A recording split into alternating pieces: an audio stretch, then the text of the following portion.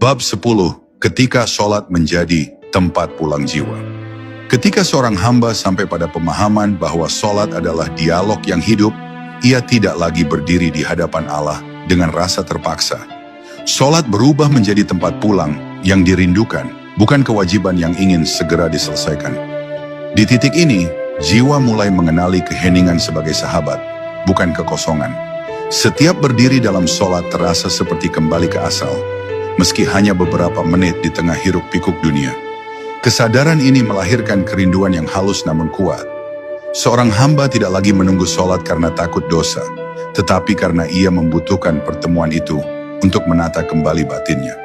Dalam keheningan sholat, ia menemukan ruang aman untuk jujur tanpa takut dihakimi. Di hadapan Allah, ia tidak perlu menjelaskan apapun, karena Allah sudah mengetahui segala isi hatinya, bahkan sebelum ia berdoa. Dalam lapisan makrifat, sholat menjadi latihan pulang sebelum pulang yang sesungguhnya. Setiap sujud mengajarkan bagaimana rasanya merendah tanpa kehilangan harga diri. Setiap duduk mengajarkan kesabaran tanpa keputusasaan. Dan setiap salam mengajarkan bahwa setelah bertemu Allah, hamba harus kembali ke dunia dengan hati yang lebih jernih dan akhlak yang lebih lembut. Sholat yang hidup juga menanamkan kesadaran bahwa kedekatan dengan Allah tidak selalu terasa dramatis. Ia sering hadir dalam bentuk ketenangan yang sederhana, keputusan yang lebih bijak, dan kemampuan untuk tetap lurus di tengah godaan. Orang yang mengalami kedekatan ini tidak banyak berbicara tentang spiritualitasnya, karena ia tahu bahwa kedalaman tidak perlu diumumkan.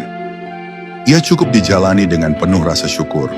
Maka ketika sholat benar-benar menjadi tempat pulang jiwa, hidup tidak lagi terasa asing. Dunia tetap berjalan dengan segala ujiannya, tetapi hati memiliki arah yang jelas. Dan pada akhirnya, ketika tiba saat pulang yang sesungguhnya, jiwa yang terbiasa berdialog dalam sholat tidak akan merasa takut. Karena ia telah mengenal suara itu sejak lama, suara yang selalu menyambutnya dengan kasih dan penerimaan.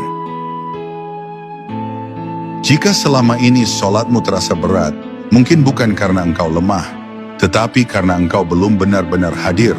Allah tidak menuntut kesempurnaan gerakan, Dia hanya menunggu kejujuran hati. Setiap Al-Fatihah yang kau baca, setiap sujud yang kau tundukkan, sebenarnya adalah panggilan pulang. Mulai sholat berikutnya, jangan terburu-buru. Diamlah sejenak sebelum membaca. Sadari, engkau sedang berdialog dengan Allah. Dan jika hatimu bergetar hari ini, jangan biarkan ia berlalu.